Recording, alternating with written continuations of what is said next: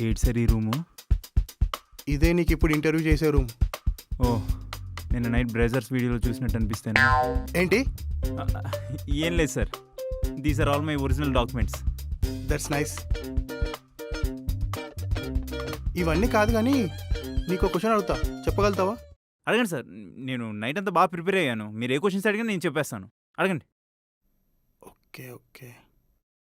2 + 2 ఎంత? 3 sir. That's nice.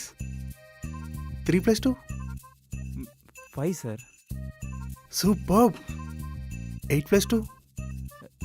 10 sir. Fantastic. ఈ job నీకే.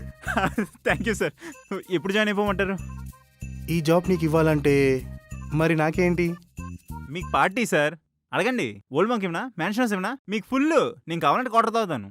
అవి కాదయ్యా, డబ్బులు డబ్బులు డబ్బులు కావాలి. డబ్బులా?